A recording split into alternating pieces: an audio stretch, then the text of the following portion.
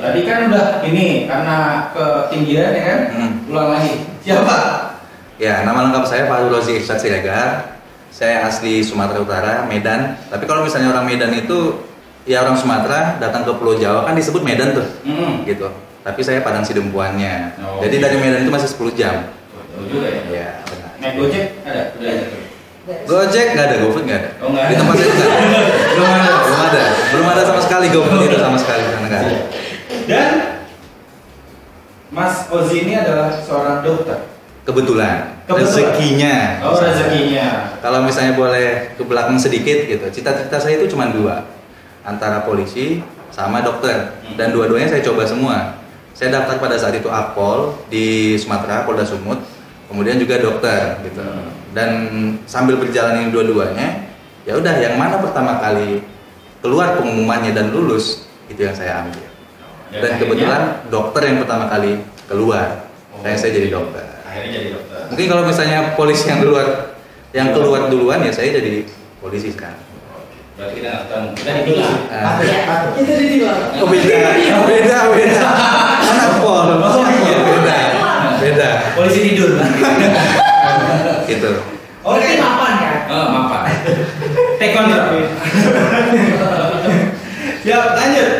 Kenapa memilih menjadi profesi dokter kan karena tadi karena kebetulan karena ada dua profesi yang dulu cita-citanya jadi polisi atau jadi dokter dan akhirnya jadi dokter. Dan kenapa nih memantapkan hati untuk menjadi dokter? Kenapa dokter ya? Jadi dulu itu sempat nih saya nonton sebuah film gitu ya. Objin pada saat itu, dokter Objin kandungan. Oh, kandungan. Nah, jadi dokter itu menyelamatkan ibu sama anaknya sendiri.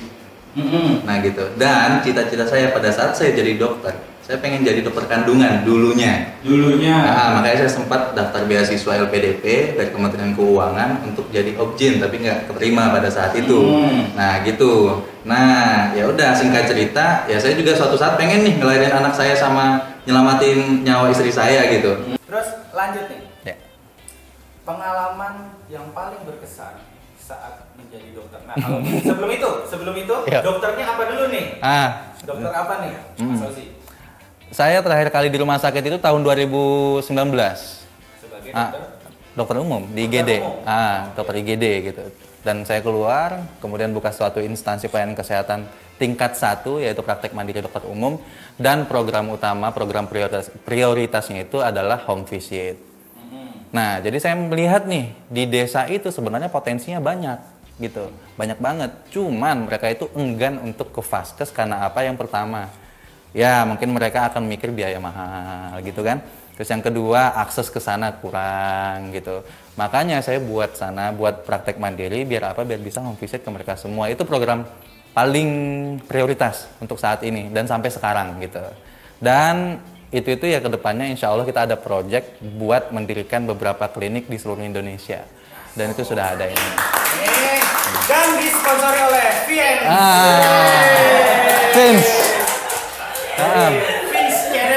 Vince Charity. Iya. Gitu. Ada bosnya di sini, kita nembak saja. Ya kan? Jadi ada Vince Charity, mungkin Vince jadi bisa membantu semuanya. Benar. Vince Solution. Vince Foundation. Benar. Gampang lah. Siap. Itu keren banget. Jadi salah satu misinya adalah membuka klinik-klinik di berbagai daerah ya. Mungkin di pelosok-pelosok juga kali ya. Di pelosok emang targetnya masyarakat desa yang memang akses ke vaskes itu jauh gitu. Tapi kita buat fasilitas pelayanan kesehatan di sana tingkat dasar itu bukan karena ya murah, tapi obatnya juga murahan gitu, tidak gitu. Obatnya ya mengikutin seiring berjalannya waktu gitu kan ya. Obat paten, obat-obat yang berkualitas yang kita berikan ke mereka gitu. Bukan nggak ece-ece gitu. Kaleng-kaleng lah. Benar. Jadi sangat hero banget ya mimpinya ya. Idealis sih menurut saya sih. Idealis. Iya. Anda di-support oleh Vince. Idealisnya. Pokoknya disupport. Iya, benar. Gila sekali. Mantap. Oke. Semisal tidak menjadi dokter, apa yang Mas Ozi bakal lakuin atau? Oh iya, Apa siap. yang bakal Mas Ozi Iya. pengen nih? Saya pesantren itu 6 tahun. Oke, anak Gitu. pesantren. Anak pesantren saya. Wah. Gitu. Saya masuk pesantren itu karena dulu ya tau lah didikan orang tua zaman dahulu kala gimana kan. Gitu kan ya, feodal iya. Terus habis itu ya you know lah gimana gitu mas gitu. Ya mending saya dipukulin kakak kelas saya daripada saya dipukulin orang tua saya sendiri kan gitu tuh ceritanya. Ya singkat ceritanya seperti itu. Nah pergilah saya ke pesantren. Ya udah pada saat saya di pesantren saya itu awalnya salafiyah bukan modern. Cita-cita saya itu jadi ustadz. Jadi ustadz. Dan saya pengen kuliah itu di Kairo pada saat itu. Di Kairo? Iya, pengen ke Kairo kalau nggak ke Madinah, kalau nggak ke Mekah gitu. Cuman kurikulumnya itu berubah pas naik kelas 4 tuh, 1 SMA. Berubah menjadi KBK berbasis kompetensi itu. Ya udah pesantrennya berubah jadi modern, mindset saya juga berubah. Saya paham agama tapi konven juga harus paham dong gitu kan ya. Kalau dikombinasikan kan lebih bagus. Ya udah saya jadi dokter. Gitu. Benar. Nggak mau bikin pesantren juga? Nah, masih prioritas nomor sekian lah untuk pesantren. Gitu. Iya. Pins pondok pesantren modern. Iya. Mungkin sekali mungkin. Oh, keren. Berarti basicnya berarti apa memang keluarga ini banget religius banget? Enggak sih.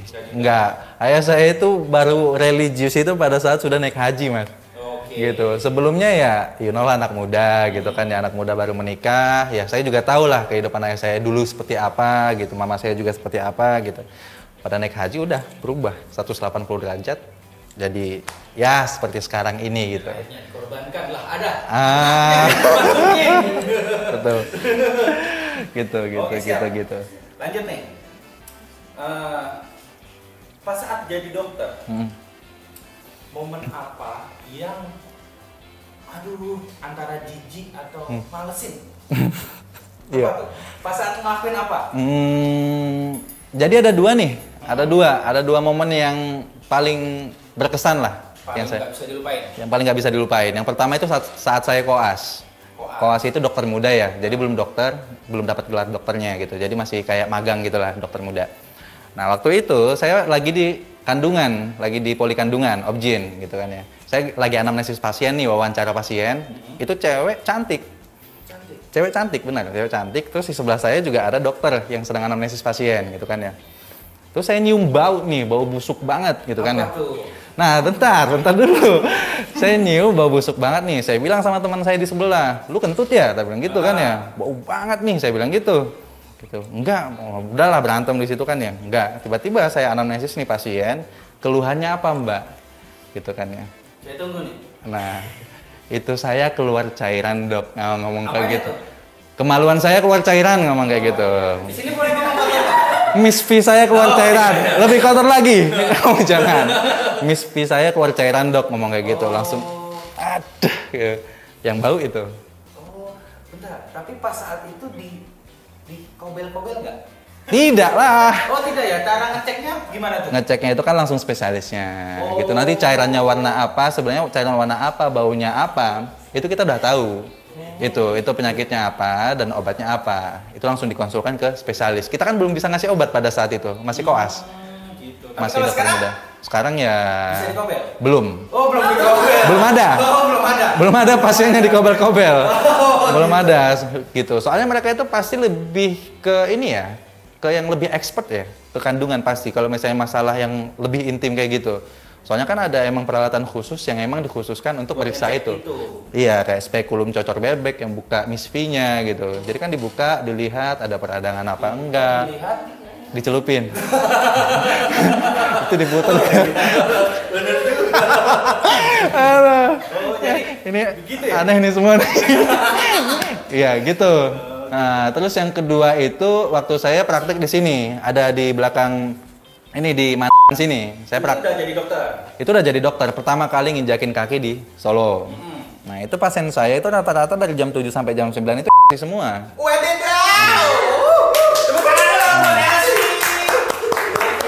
Jadi ada mobil tuh, tiap jam 7 itu pasti ada mobil, satu sampai 2 mobil. Itu datang ke klinik itu buat periksa. ladies, ya, gitu. Langsung kata-kata. Gitu. Nah, waktu itu pasien itu keluhannya itu sakit perut, Mas. Perutnya itu sakit. Sakit perut. Nah, sebelah kiri bawah yang sakit gitu kan ya. Udah nih tak periksa tuh perut. Nah, habis saya periksa, ceweknya nyeletos. Dok, kok perut saya doang yang diperiksa ngomong kayak gitu? Dada saya kok nggak diperiksa ngomong kayak gitu? Periksa dong, Dok. Nah, terus saya jawabnya gini. Ya ngapain saya periksa, Mbak? Saya bilang kayak gitu. Toh juga Mbaknya sendiri biarin payudaranya tuh kebuka-buka kemana-mana, ya masuk angin ya monggo, saya bilang gitu. Jadi kan kemana-mana tuh, kelewar-kelewar kan kemana-mana. Nah, saya juga kan di sana itu kan didampingi sama bidan, nggak mungkin kan? Ya udah, ditutup. Tidak, no, nggak boleh. Kode etik, ada kode etik. Benar. Profesional. Jadi jujur nih ya, secantik apapun cewek itu Pak yang jadi pasien kita ya, seseksi apapun mereka, segimanapun mereka datang ke vaskes itu, satu nih, otak dokter itu nggak ada yang ke arah mikirin seks gitu. Satu orang pun nggak tahu, yang lain mungkin ya. Kalau saya ya fokus sakitnya apa gitu. Seseksi apapun itu ya gitu. Soalnya mereka itu datang dengan keluhan yang berbeda-beda. Ada yang udah mau mati, ya. Ada yang emang nunseu nih mabok sampai emang pingsan, sampai emang udah kayak mati suri gitu, ada gitu. Gitu banyak. Jadi gitu. harus profesional. Profesional itu paling Kita penting. panggilkan talent fake dokter kita. Ovi, tolong. Oh, nggak jadi ya, Bos? Nggak jadi. Udah setnya udah fake dokter banget ini. Voice-nya. Oke. Gitu. Siap. Itu keren, berarti emang harus profesional banget. Harus profesional. Walaupun wujudnya seperti apa, Benar. bentuknya seperti apapun, datangnya kayak apa, itu tetap harus profesional. Harus itu. Semua profesi kayak gitu. Semua profesi ya. Apalagi tukang tato kali ya, tukang tato juga. Nah, gitu. iya, Yang tukang tato. kan Tato di, Ah. deket-deket di muka. Kayak tadi, dia sukanya di mana? Di perut atau di muka? Oh, di muka dia sukanya. Tato, sukanya di muka dia. Jadi reaksinya dalam banget. Agak mikir ya? Mikir apa? Mikir Udah saya. ngerti? Mikir saya. Nggak nyampe, nalarnya belum nyampe Nah, sinyalnya. itu keren. Jadi harus profesional. Oke. Benar. Lanjut, life goal-nya apa nih? Life goal saya yang pertama itu normatif ya. Normatif nih, bahasa normatifnya ya pengen berbuat baik ke semua orang. Itu normatif ya. Itu kan banyak tuh. Berbuat baik ke semua orang, pengen nyelamatin lebih dari 1 juta orang kayak gitu. Itu kan normatif toh. Amin. Nah, mungkin kalau misalnya dalam bentuk konkretnya, life goal saya itu yang pertama. Yang pertama nikah dulu sebenarnya. Untuk yang short ya, nikah dulu. Emang gitu. belum nikah nih? Belum. Belum nikah. Belum. Kayak gini nggak nikah. Waduh. Tapi udah punya pacar. Batal nikah saya waktu itu tahun kemarin. Sama punya pacar kan? Tapi punya pacar. Tapi punya pacar. Itu nggak boleh dibuka dulu ya. Belum fix, berarti belum fix. Belum fix. Covid ada apa ini? Gitu. Pengen nikah dulu yang penting jelas. Nikah. Kadang kan pulang malam gitu jam 1, jam 2 kadang gitu. Pengennya ada yang nyambut aja gitu.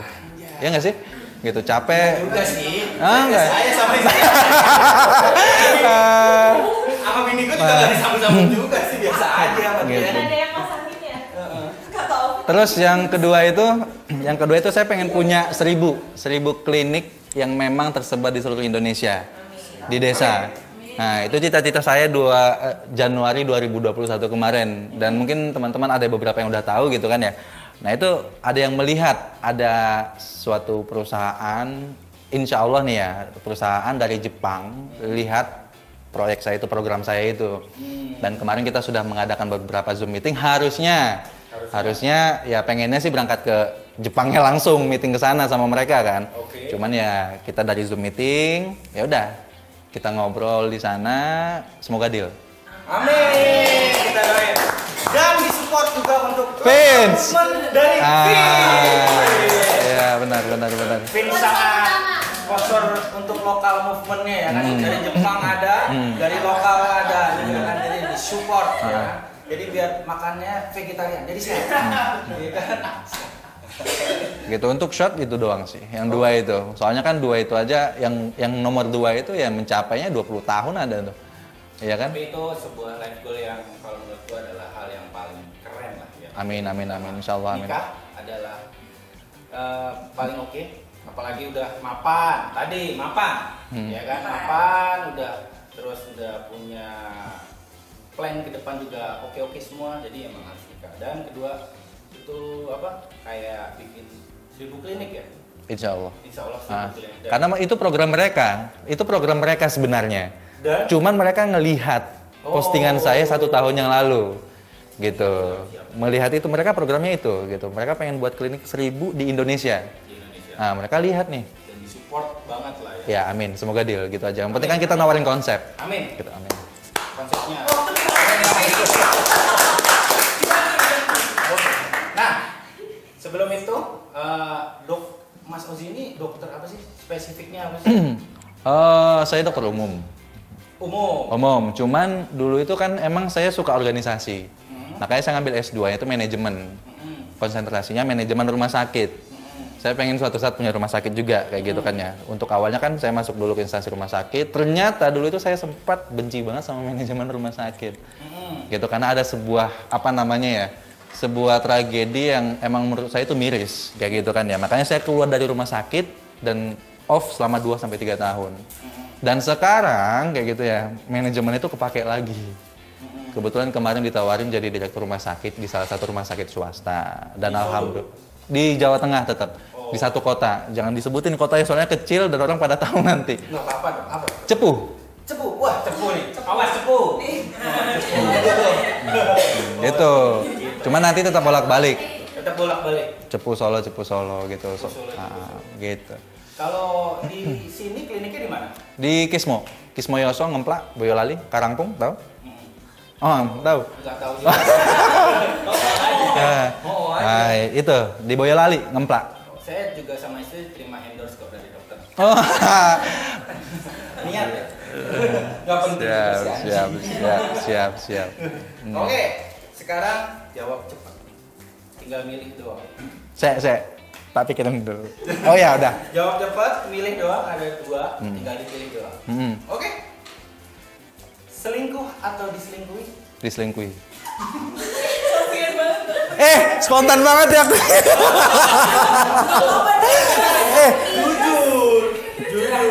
Jujur. Padahal aku udah mikirin ya. Aku mau jawab apa gitu ya. Refleks. Iya ya. Refleks banget. Benar. Oke, siap? Siap. Lanjut. Muda tapi jelek atau tua tapi kaya? Apa ulangi Mas. Mudah apa muda? Muda Hah? tapi jelek atau tua tapi kaya raya? Tua kaya raya dong.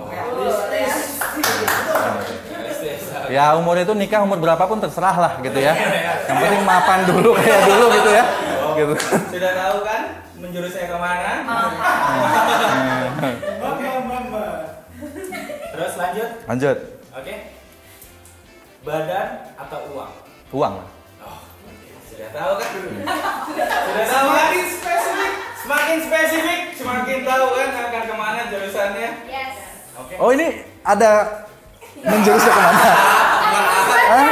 Nanti biar teman-teman yang komen. Oh gitu, siap. Oke. Lanjut terakhir ya. Besar atas atau besar bawah? Menjurusnya kemana nih? Besar atas mungkin gedung, Nah. besar bawah. Atas saya. Besar Atas. Oke. Siap. Satu kata terakhir untuk Solo. Luar biasa. Oke. Itu 2 kata. Siap. Oke.